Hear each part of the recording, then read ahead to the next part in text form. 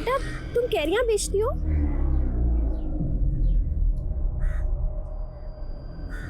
क्या हुआ बेटा, तुम कुछ बोल नहीं सकती हो? एक काम करते हैं, हम तुम्हारी ये सारी कैरियां खरीद लेते हैं, ठीक है? सुन, पैसे दो, पैसे। हाँ हाँ हाँ, एक काम करो, सारे ये लो। हाँ? ये पानी। हाँ? उठाओ से, उठाओ। उठो।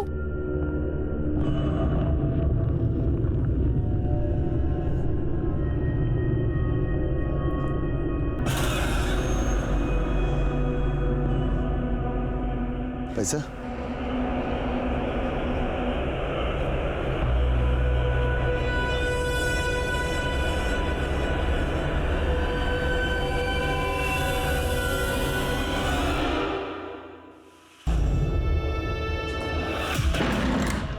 क्या हुआ बंगाल की रानी?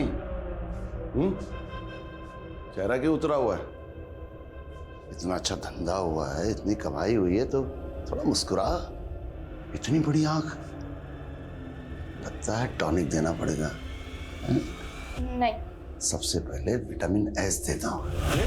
Smile smile smile smile smile smile. अरे मेरी पतंग थोड़ी ढील किया थी तो हवा में उड़ने लगी। हाँ खिड़की से कूद मत जाना।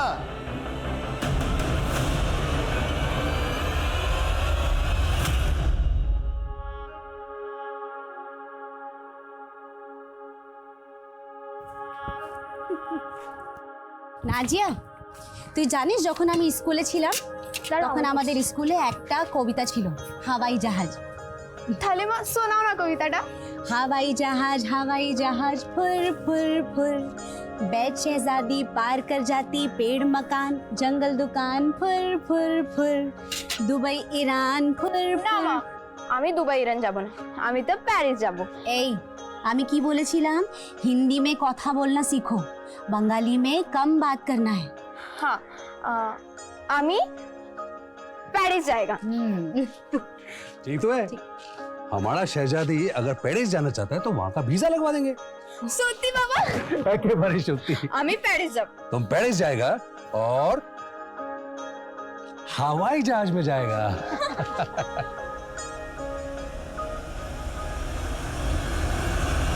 आखिरकार पुलिस क्या कर रही है? Print, electronic media, social media, हर जगह हाईवे रॉबर्स की खबर छाई हुई है। 3 महीने में हम एक गैंग को नहीं पकड़ पाए। हमारी कोशिश जारी है सर हमें लगा कि सर्वाइव विक्टिम के स्टेटमेंट पे हमें लीड मिल सकती है, लेकिन अफसोस वो लेडी कोमा में चली गई। इसका मतलब तुम्हारी इन्वेस्टिगेशन उस विक्टिम के स्टेटमेंट पर डिपेंड है? नो सर, हम और भी एंगल से जांच कर रहे हैं। हर बार की तरह इस बार भी फीमेल विक्टिम के गहनों को लूटा गया, जिसे बेचने के लिए क्रिमिनल किसी न किसी सुनार के पास जरूर जाएगा। सर हमारे मुखबिर हर तरफ ये पता लगाने की कोशिश कर रहे हैं कि वो कौन सा सुनार है जो लूट के और चोरी के गहने खरीदता है। लेकिन 48 घंटे के अंदर अगर ये गैंग पकड़ में नहीं आया तो मैं ये केस किसी और ऑफिसर को सौंप दूंगा। You may leave now. Sir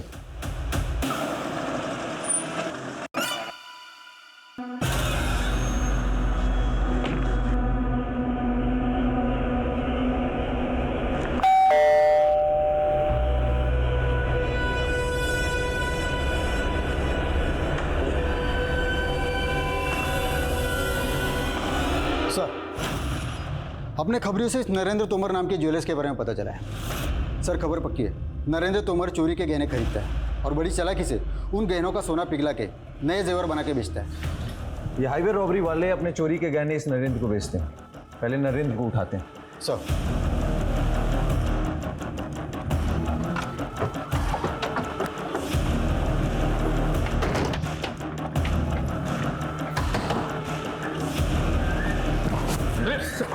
पूरे घर को अच्छे से सर्च करो, कोना कोना छान मारो, क्विक। सर बात क्या है?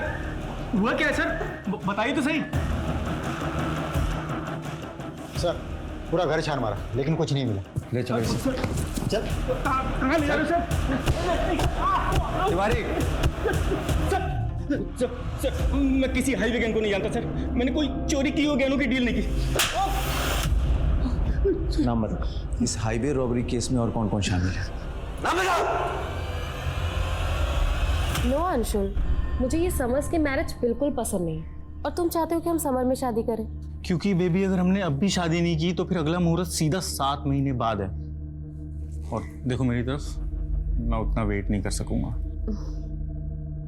वेट तो मैं भी नहीं कर सकती, लेकिन कुछ नहीं, हम अगले हफ्ते शादी कर रहे हैं बस, और उसके बाद हम सीधा यूरोप जा रहे हैं। सिर्फ हनीमून के लिए नहीं, हम वहाँ पे परमानेंटली शिफ्ट होने वाले हैं। क्या हम अब्रॉड शिफ्ट हो रहे हैं? लेकिन तुमने मुझे पहले क्यों नहीं बताया? क्योंकि मैंने थोड़े दिन पहले ही प्लान बनाया कि मुझे इंडिया से जल्द निकलना है, तुमसे शादी करते ही बस। बेटा अब अपना हनीमून तू जेल में मनाना। तिवारी लेके चलो इसे। सर एक सेकंड, आपको कुछ गलत हुआ कैसा? सर मैंने कुछ सर मैंने कुछ किया, सर मैंने कुछ नहीं किया,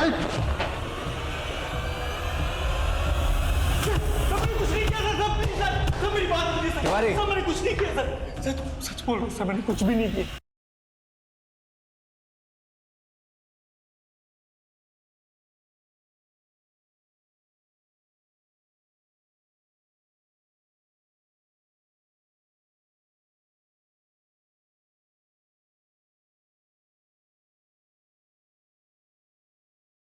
नरेंद्र तोमर ने नाम लिया है तेरा। हाईवे रॉबरीज का करता धरता तू ही है। तूने और तेरे गैंग के मेंबर ने इतने मर्डर्स किए हैं। सर आप क्या बोल रहे हो सर? और कौन है नरेंद्र तोमर? लूट का माल कहाँ है? कहाँ है लूट का माल? सर मैं सच बोल रहा हूँ सर, मैं छोटा सा बिजनेसमैन हूँ बस। आर्म्स डीलर है तू? सर तो मैं गन्स बेचने का धंधा करता हूँ सर, मेरे पास लाइसेंस है। सर आपको कोई गलतफहमी हुई है, अंशुल ने कुछ नहीं किया। वैसे आप अंशुल की क्या लगती है? सर मैं उसकी मंगेतर। बच गई आप। एक कुख्यात अपराधी से आपकी शादी होने वाली थी। Sir please.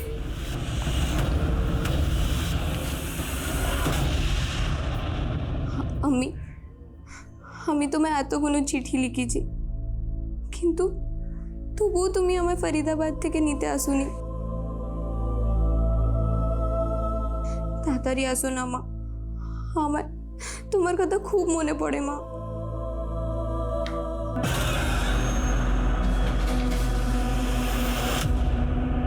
क्या छुपा रही, क्या छुपा रही?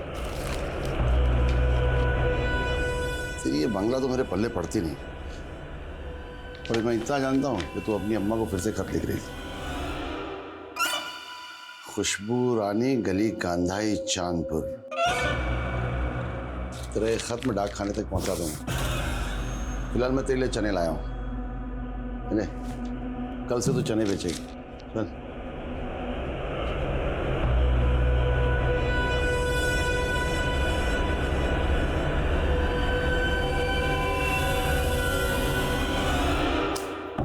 इस बार चना का पैदावार 50 क्विंटल हुआ है।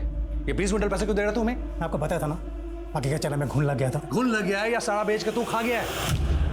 तुझको हमने रिश्तेदार समझा था और तू हमको धोखा दे रहा है। दादा कॉलर छिड़ दो, वरना क्या की कोरे नहीं भी तू ही की कोरे ना सच कोरे दो आदेश दो छाड़ बोलो बस छाड़ बोलो तो तू देख लेना देख ले क्या मेरे सच कोरे दो मेरे बोलोगे।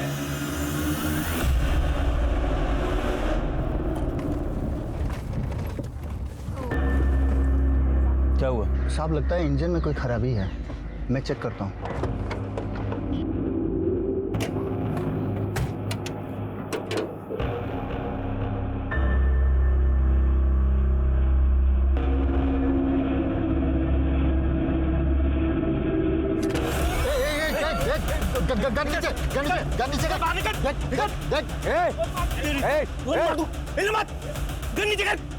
गोली मार दूंगा, रख रहा हूँ। गोली मार दूंगा मैं। गोली मत चला, रख रहा हूँ।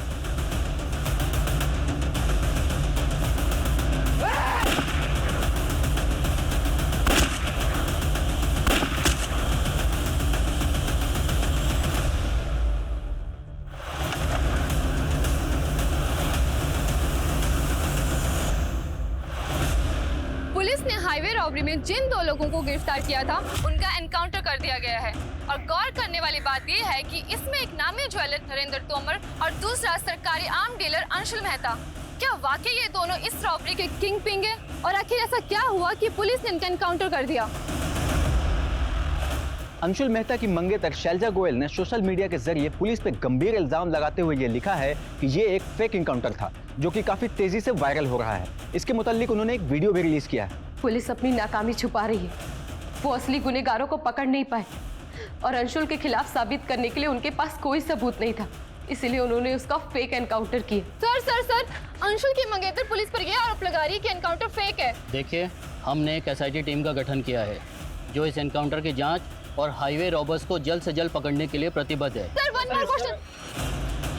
इस केस ने जल्द ही ऐसा तुल पकड़ा कि पुलिस एनकाउंटर की सत्यता की जांच करना पुलिस महकमे के लिए बहुत जरूरी हो गया। सर एनकाउंटर इसी जगह पे हुआ था। सर उन दोनों को पेशी के लिए कोर्ट ले जा रहे थे, तब हमारी गाड़ी यहाँ खराब हो गई थी। खराबी क्या हुई? सर कार्बोरेटर में कचरा था। सर उसके बाद सर और ड्राइवर दोनों नीचे उतरे। मेरा ध्यान भी बाहर ही था। उसका फ़ायदा उठा के नरेंद्र ने मेरी गन छीन ली और कांस्टेबल को अपने कस्टडी में ले लिया। सर मैंने उसे बहुत रोकने की कोशिश की लेकिन वो नहीं माना। उसने पहला फायर PSI विशाल की तरफ किया और दूसरा फायर मेरी तरफ। फिर मैंने क्रॉस फायरिंग की जिसमें वो दोनों ऑन द स्पॉट मारे। आई होप इस एनकाउंटर में कुछ फाउल प्ले नहीं होगा, जैसा कि अंशुल की मंगेतर दावा करती है। अंशुल की मंगेतर एक क्रिमिनल को सपोर्ट कर रही है सिर्फ सिंपैथी पाने के लिए। वो दोनों एक हार्डकोर क्रिमिनल थे सर। लेकिन इस गैंग में सिर्फ 2 ही लोग तो नहीं होंगे। सर इस बात का अफसोस तो हमें भी है कि हम उनके बाकी साथियों का नाम नहीं निकलवा पाए। दादा चनाने में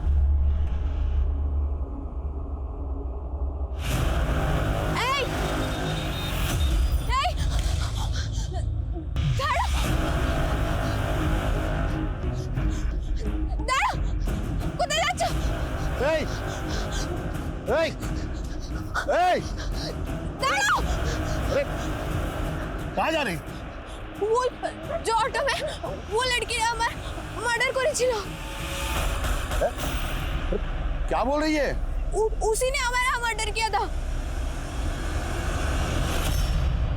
नरेंद्र और अंशुल के स्टेटमेंट से तो यही जाहिर होता है कि दोनों इस हाईवे रॉबरी में इन्वॉल्व थे। लेकिन सर गौर करने वाली बात यह है कि जहाँ जहाँ भी हाईवे पे रॉबरीज हुई हैं वहाँ के क्राइम सीन से क्रिमिनल्स के जो फिंगरप्रिंट्स मिले वो नरेंद्र और अंशुल के फिंगरप्रिंट से मैच नहीं हो रहा। हाईवे पर 4 रॉबरी और डिटेल्स अकाउंट की। ये देखिए सर, पिछली सभी वारदातों में कोई भी विक्टिम नहीं बचा था सर। और अजीब बात यह है कि हर बार क्राइम सीन से कुछ ना कुछ अजीब मिला था।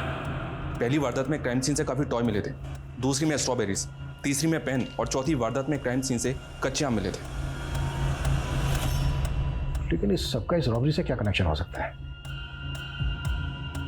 इन रॉबरीज में विक्टिम को शूट किया गया था।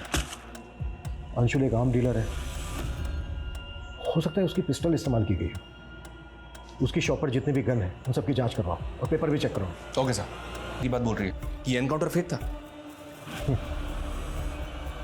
शैलजा से मिलते हैं एक बार।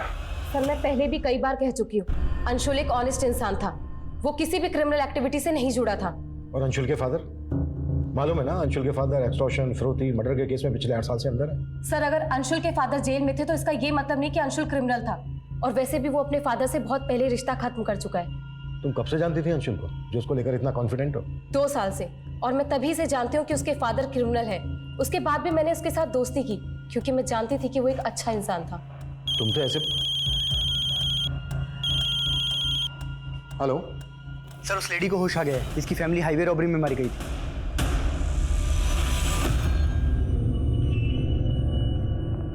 अच्छा लता जी, जब ये सब हुआ तो उस वक्त रॉबर्स के साथ ये लोग भी थे? मैंने उनका चेहरा नहीं देखा, उनका चेहरा ढका हुआ था सिवाय 2 पुलिस वालों के। पुलिस वाले? हाँ सर। जिससे आपने आम खरीदे, ये क्राइम सीन से कितनी दूर पहले मिली थी आपको? सर लगभग 500 मीटर पहले। इस वारदात से पहले जिन वारदातों में क्राइम सीन से पेन, टॉय, स्ट्रॉबेरी मिले हैं, हो सकता है वो किसी हॉकर ने विक्टिम्स को बेचे हो या फिर शायद इसी बच्ची ने बेचे हो। मतलब सर आप कहना चाहते हैं वो बच्ची क्रिमिनल से जुड़ी हो सकती है? बिल्कुल हो सकता है वो बच्ची क्रिमिनल्स के लिए रेकी करती हो और फिर वो क्रिमिनल्स को सिग्नल देती हो लूट और मर्डर करने के लिए। सर शैलजा को जिस नंबर से कॉल आया था वो नंबर एक फेक आईडी से लिया गया था। हो सकता है शैलजा अंशुल को बचाने के लिए झूठ बोल रही हो और ये फोन कॉल चाल हो उसकी। बैकग्राउंड निकालो शैलजा की। Okay sir. सर नरेंद्र की कॉल रिकॉर्ड में जो फेक आईडी का नंबर मिला सर, उसमें एक चंद्रेश नाम के हीरा व्यापारी का नंबर मिला है। सर ये चंद्रेश है सर, इसका फ़ोन काफ़ी टाइम से बंद है और ये कहाँ गायब हो गया ये भी नहीं पता चल रहा। मे भी चंद्रेश इस सब में शामिल हो। डिटेल निकालो इसकी।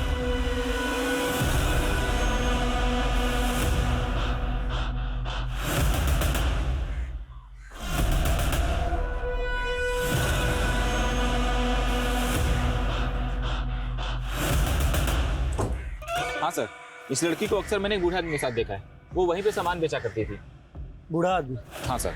अच्छा, उसका कुछ एड्रेस वगैरह पता है? नहीं सर। अच्छा, तुम उस आदमी का स्केच बनवा सकते हो जिसे तुमने इस लड़की के साथ देखा? मैंने कहा ना मेरे बिना बाहर नहीं जाएगी। तू रुक, मैं देखता हूँ।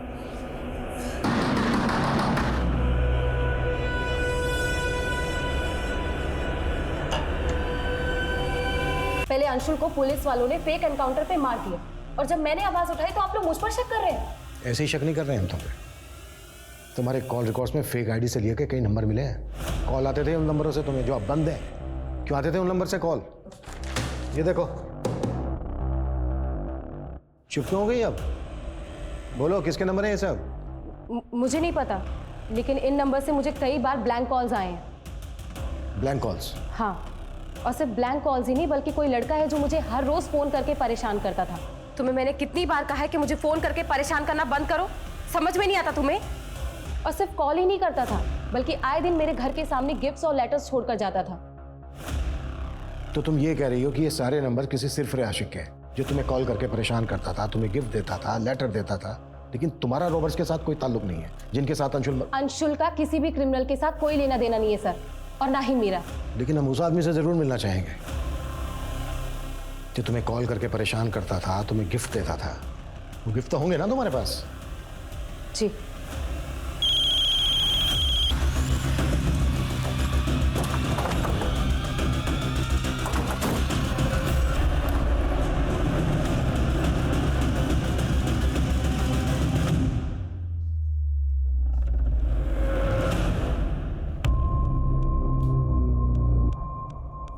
सर ये कंफर्म है, ये वही आदमी है जो कैरी बेचने वाले उस बच्ची के साथ रह रहा था। ये देखिए। ये वाला? नहीं सर, वो तो यहाँ अकेले रहा करते थे। आप लोगों में से कोई जानते हो कि किसी रिश्तेदार को? अच्छा, जरा जी से यहाँ कोई मिलने आता जाता था? जी सर, 2 लोग अक्सर यहाँ आते रहते थे, पर हम उन्हें नहीं जानते। दिखते कैसे थे वो? स्केच बनवा सकते हो उनका? अब इतना ध्यान नहीं है सर। एक ऐसी बच्ची जो हमारी सस्पेक्ट है ऐसी जगह से गायब है जहाँ पर एक बुजुर्ग का मर्डर हुआ है। पता करो बच्ची के बारे में। और बुजुर्ग से जैसे बंगला में लिखा हुआ एक लेटर मिलता है जिसके एनवेलप पे अधूरा एड्रेस है। लेटर को ट्रांसलेट करो। ओके सर, ये वो गिफ्ट्स हैं जो कोई लड़का मुझे भेजा करता था। आखिर ये सब इन्वेस्टिगेट करके आप लोग साबित क्या करना चाहते हैं? हम लोग कुछ साबित नहीं करना चाहते। साबित आप करना चाहती हैं कि अंशुल उन रॉबर्स के साथ इन्वॉल्व नहीं था। लेकिन हम आपकी बातों पर भरोसा क्यों करें? ये बात मुझे पहले से ही पता है, लेकिन आप लोग इस केस को कोई गलत मोड़ देने की सोचना भी मत। और पुलिस वालों ने मेरे अंशुल का फेक एनकाउंटर किया है, और ये बात मैं 1000 बार चीख चीख कर कहती रहूंगी। ये चिट्ठी बंगला भाषा में किसी खुशबू रानी के नाम पर लिखी गई है और इस चिट्ठी में लिखा है कि उसकी अम्मी उसके खतों का जवाब नहीं दे रही है, ना ही उसको फरीदाबाद से आकर लेकर जा रही है। सर कहीं इसका मतलब ये तो नहीं कि ये जयराज उस बच्ची को अपने साथ जबरदस्ती रख रहा था? अब तक हम मानकर चल रहे हैं कि ये बच्ची हाइपर रोवर्स के लिए रेकी करती थी, इसलिए हमारे लिए पता लगाना बेहद ज़रूरी है कि बच्ची इस वक्त कहाँ पर है। इस लेटर पे एड्रेस लिखा गया है खुशबू रानी गली गांधाई चांदपुर। प्रॉपर एड्रेस नहीं है, लेकिन लेटर पढ़ने के बाद ऐसा लगता है कि इस बच्ची ने पहले भी बहुत सारे लेटर्स लिखे हैं। एक काम करो, पोस्ट ऑफिस में जाके पता करो कि फरीदाबाद से गली गांधाई चांदपुर के लिए पहले भी लेटर पोस्ट हुए हैं क्या। हो सकता है वहाँ से प्रॉपर एड्रेस मिल जाए। Okay sir. और हाँ, एक काम और करो, इस बच्ची का स्केच बंगाल और आसपास के राज्यों में सर्कुलेट करो, अखबारों में भी डलवाओ, शायद इस बच्ची को पहचानने वाला कोई आदमी सामने आए। Okay sir.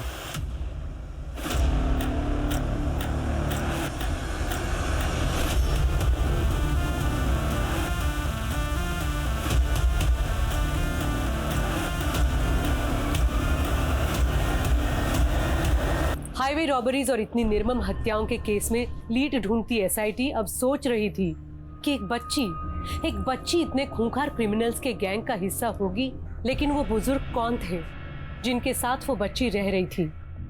उस बुजुर्ग की हत्या किसने की थी? और वो लोग कौन थे जिन्होंने उस बच्ची को पहले भी मारने की कोशिश की थी? और आखिर एक रिटायर्ड मजिस्ट्रेट का उस बच्ची से क्या वास्ता था जो उस बच्ची का स्केच अखबार में देख के वो चौंक गए थे? उस बच्ची की जिंदगी कई उतार चढ़ाव से गुजरी थी। 6 महीने पहले वो एक ऐसे चक्रव्यूह में फंसी थी जो इस केस को कई चौंकाने वाले एंगल्स देने वाला था। তুই চিন্তা করবি না, হ্যাঁ? সাহাব আসবে, সাহাবকে সব বলে দিবি, তারপরে তোকে ঠিকঠাক ঘরে পৌঁছে দেবে। साहब नमस्ते। नमस्ते जी, नमस्ते बताइए। करो, नमस्ते करो। क्या हुआ?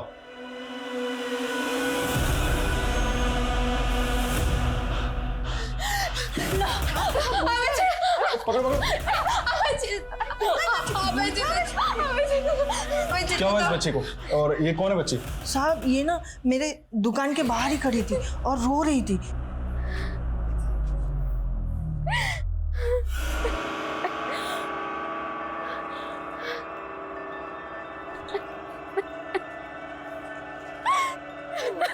इसको अपना घर का पता भी पता नहीं है। और साहब इसने ना मुझे बोला कि इसके साथ किसी ने रेप भी किया है। लो बेटा, पानी पियो। खा चल खा। देखो बेटा, तुम्हें डरने की बिल्कुल भी जरूरत नहीं। तुम्हारे साथ जिसने भी गलत किया है हमें उसके बारे में बताओ। साहब इसे हिंदी नहीं समझती, बंगाल की किसी जगह से है। इसे तो इसका एड्रेस भी याद नहीं है, लेकिन इसने मुझे कहा है सब कि इसका रेप हुआ है। पहले हम बच्ची का मेडिकल करवाते हैं। जानवी,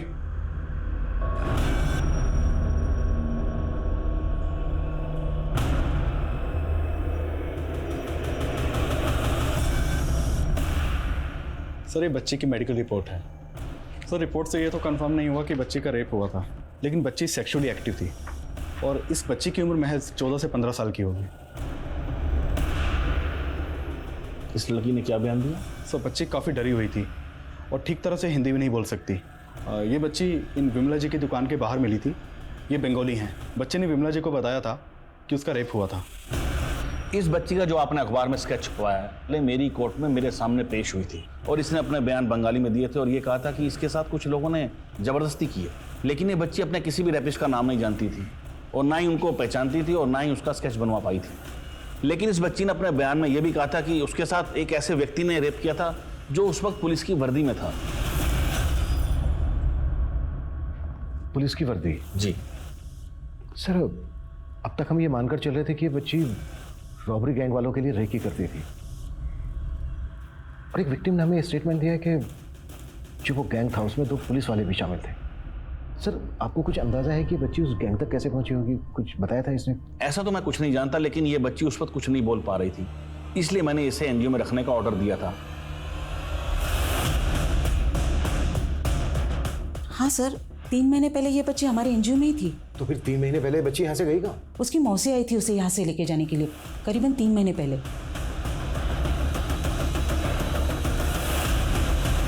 जब उसकी मौसी आई थी उसको लेने, आपने लोकल पुलिस को इन्फॉर्म किया था?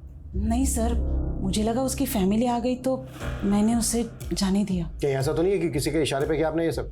No sir, it's just a mistake. उस लेडी की डिटेल दीजिए हमें। 98754389। नंबर तो बंद आ रहा है, जाहिर सी बात है नंबर फेक होगा और एड्रेस भी। नाम क्या था उसका? सर उसका नाम नफीसा था। फोटो दीजिए उसका। जी ये नहीं। इस एनजीओ के बारे में इंक्वायरी करो। नाजिया का कहना है कि किसी पुलिस वाले ने भी उसका रेप किया था। इस केस के तार बहुत दूर तक जुड़े हो सकते हैं। कैसे भी करके हमें पता लगाना है कि इस वक्त नाजिया है कहाँ। एकदम चुप। एकदम चुप।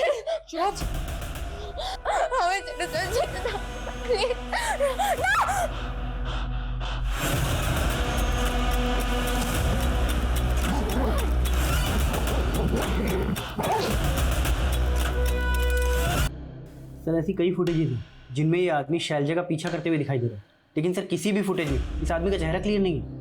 ये आदमी किसी फुटेज में शैलजा के साथ बात करते हुए भी दिखाई गए? नहीं सर, लेकिन सर मुझे ऐसा लग रहा है कि कहीं ये आदमी शैलजा का वही जिल्टेड लवर तो नहीं है जो शैलजा को ब्लैंक कॉल्स किया करता था और गिफ्ट्स भेजा करता था।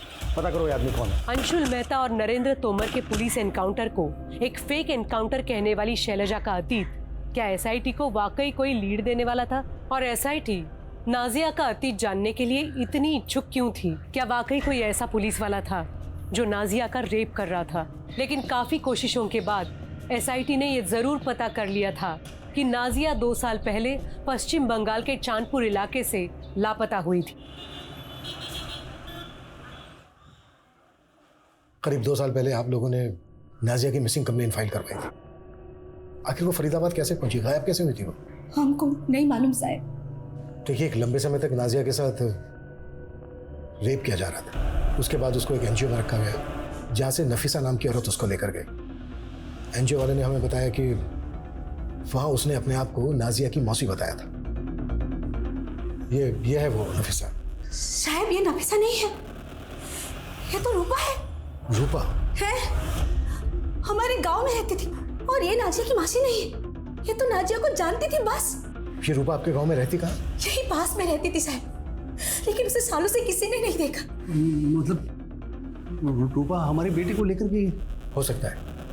अच्छा, रूपा के बारे में कोई और इन्फॉर्मेशन दे सकते हो आप लोग? नंबर है उसका आपके पास? है ना साहब, नंबर है, लेकिन सालों से उसका खुद एक रेप विक्टिम है और एक हाईवे रॉबरी के केस में आके अटक गई है। इस नाजिया की तलाश ने इस केस को बुरी तरह से उलझा दिया सर। समझ में नहीं आ रहा कि इस केस का डायरेक्शन क्या होगा। इस केस का डायरेक्शन चाहे जो भी हो, पर इस बच्ची को ढूंढने की इच्छा मेरी बढ़ती जा रही है। सिर्फ इसलिए नहीं कि ये मैं हाईवे रॉबरी गैंग की लीड दे सकती है, बल्कि इसलिए कि बच्ची दलदल में जाके फंस गई है और मुझे लगता है इस बच्ची को उस दलदल से निकालना बेहद जरूरी है। सर मैंने शैलजा और अंशुल दोनों के पिछले 2 सालों की कई बातें पता की हैं सर। ये शैलजा अपने पेरेंट्स के साथ कानपुर में रहा करती, जहां उसे एक रिश्ता आया था, जिस रिश्ते को शैलजा ने बिना लड़के को देखे ठुकरा दिया था। हाँ, लेकिन इस सब का हमारे केस से क्या कनेक्शन? कनेक्शन है सर, क्योंकि इंस्पेक्टर भोजराज कानपुर बैच का है और शैलजा ने जिस रिश्ते को ठुकराया था वो और किसी का नहीं, इंस्पेक्टर भोजराज का ही था। ये एक महज इत्तेफाक है कि मेरे घर वालों ने मेरी शादी 2 साल पहले शैलजा के साथ फिक्स कर दी थी। जब मैंने अंशुल को अरेस्ट किया मुझे नहीं पता था कि शैलजा उसकी मंगेतर है। लेकिन एक पुलिस वाले होकर तुम एक लड़की को स्टॉक कर रहे थे, ब्लैंक कॉल और गिफ्ट देकर उसे परेशान कर रहे थे। ये जितनी बातें आप कह रहे हैं कि मैं ऐसा कर रहा था, इसका कोई प्रूफ है आपके पास या फिर ऐसे ही बस? प्रूफ तो हमारे पास इस बात का भी नहीं है कि अंशुल मेहता का रॉबरी गैंग से कोई ताल्लुक था। तुम्हारे पास है कोई प्रूफ? सब खेल था तुम्हारा। अब तुम अपना क्या मान रहे हो या मनवाए हम? सर मैं मानता हूँ मैं उन रॉबर्ट से गहने खरीदता था, लेकिन वो कौन है सर मैं नहीं जानता। वो मेरा फोन पे उनसे कांटेक्ट होता था, गहने लेकर आते थे, मुझसे पैसे ले जाते थे और जो बंदा आता था वो मुंह ढक कर आता था सर। देख, अगर तुझे इस रॉबरी केस से बचना है तो तुझे कहना होगा कि अंशुल मेहता नाम का एक आदमी है जो तेरे कांटेक्ट में है और वो उन रॉबर्स में से एक है। मुझे पता था कि नरेंद्र के जरिए मैं उन रॉबर्स तक नहीं पहुंच सकता, लेकिन अंशुल को अगर रास्ते से हटा दिया तो मैं शैलजा की जिंदगी में दोबारा वापस जरूर आ सकता हूं। मैंने ही नरेंद्र को कहा था कि अंशुल का नाम ले, उसके बदले कोर्ट ले जाते वक्त मैं उसे भागने में मदद करूंगा।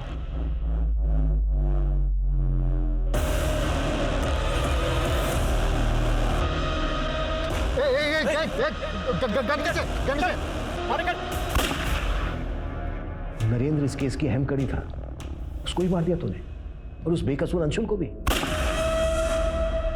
कैसा पुलिस वाला है तू? इस वर्दी का अपमान किया है तूने। भोजराज के स्टेटमेंट से यह तो साफ है कि नरेंद्र तोमर रॉबरी गैंग से जुड़ा था।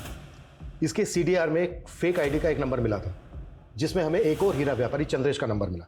इस चंद्रेश को मैंने ढूंढने के लिए कहा था। क्या अपडेट है इसकी? सर खबरियों को इसकी तलाश में लगाया। खबरियों को तलाश में लगाया, बस हो गया? कैसे भी करके चंद्रेश मुझे अंदर चाहिए। और रूपा को कैसे ढूंढ रहे हो तुम लोग? और रूपा की कॉन्टैक्ट लिस्ट में जितने भी पिन थे उनकी क्या अपडेट है? सर उसकी भी तलाश जारी है। सर मैं नाजिया मिसिंग केस में बेंगलोर पुलिस की इन्वेस्टिगेशन को स्टडी कर रहा था। उस केस में एक एंगल ऐसा था जिसको बेंगलोर पुलिस ने इन्वेस्टिगेट किया ही नहीं था। कैसा एंगल? कहीं ऐसा तो नहीं है कि दुबई के उस शेख के साथ नाजिया की शादी करवा दी थी तुम लोगों ने? किंतु सर नाजिया तो लापता है। तो फिर दुबई के उस शेख ने तुम्हारे अकाउंट में पैसे क्यों ट्रांसफर किए थे? ये नहीं बताएगा साहब, हम बताते हैं आपको। ये नाजिया का शादी वो दुबई के शेख के साथ कराने वाला था। सर हम क्या करते हैं? सर हमारे एक रिश्तेदार है आफाक, उसने हमारा सारा जमीन कब्जा कर लिया है। लाखों को जमीन तो कब्जा कर ही लिया है। कोर्ट के चक्कर मारते मारते ताने ताने का मोहताज हो गया था। मैं क्या करता सर? पैसों के लालच में तूने अपनी बेटी का सौदा कर दिया? कैसा बाप है रे तू? ये वही करने वाला था, लेकिन हम नाजिया का अच्छा चाहता था। बस हमारा माथा खराब हो गया था। क्यों? वो रूपा पे भरोसा कर ली। इसके लिए हम रूपा को बोला कि नाजिया को थोड़े दिनों के लिए अपने पास रखे। लेकिन हमको क्या मालूम था साहब कि वो हमारी लड़की को हमसे इतना दूर लेकर जाएगी। नाजिया के माता पिता की भूमिका भी अब संदिग्ध नजर आ रही थी। वहीं एसआईटी को जल्द ही चंद्रेश नाम के हीरा व्यापारी की एक लीड मिली, जो चोरी के गहने खरीदा करता था। सर मेरी बात मानिए सर, मैं किसी नरेंद्र तोमर को नहीं जानता सर। जिस फेक आईडी के नंबर से नरेंद्र तोमर को कॉल किया जाता था, उसी फेक आईडी के नंबर से तुझे भी कॉल किया जाता, कैसे फंसे? करीब 3 महीने पहले हम डकैती करके जंगल से गुजर रहे थे, तभी हमने देखा कि एक बैग में से किसी का हाथ बाहर निकला हुआ था। हमने जब बैग खोलकर देखा तो उसमें वो बच्ची थी और वो जिंदा थी। हमने उस बच्ची की जान बचाई थी और फिर उसे जयराज के साथ रख दिया था। जयराज हमारे लिए रेकी का काम करता था, जिसमें वो इस बच्ची को भी इस्तेमाल करने लगा।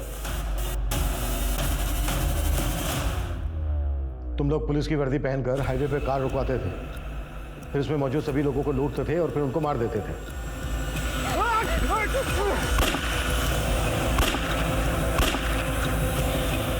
हमें पता चला है कि कोई पुलिस की वर्दी वाला आदमी उसका रेप करता था। तुम में से ही था ना कोई? कौन था? नहीं साहब, हमने बच्ची का रेप कभी नहीं किया, लेकिन साहब हमने उसे झांसा दिया था कि बंगाल से उसकी फैमिली को ढूंढ निकालेंगे, इसीलिए साहब वो हमारे साथ काम करती थी। साहब, जिस रूपा के बारे में आपने पता करने के लिए कहा था, उसके बारे में पता चल गया।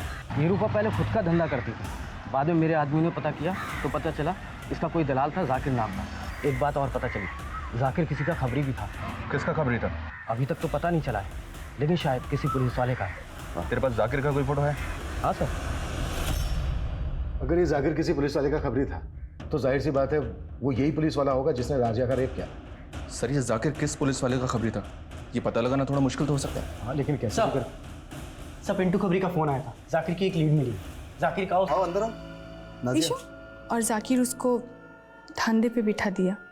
मैं बस नाजिया ऐसी बच्चियों को सूटकेस में डालकर अपने क्लाइंट्स के पास ले जाता। नाजिया के साथ भी मैंने यही धंधा शुरू कर दिया था।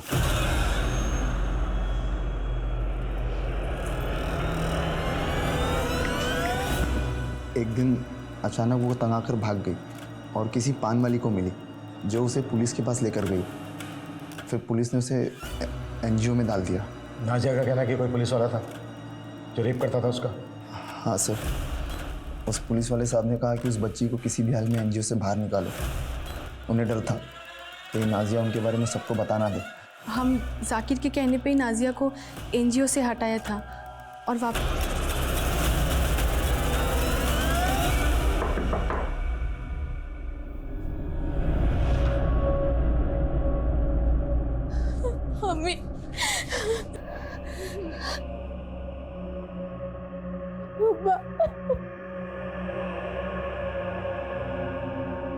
मुझे नहीं पता कि नाजिया का फ्यूचर अब क्या होगा, कैसा होगा,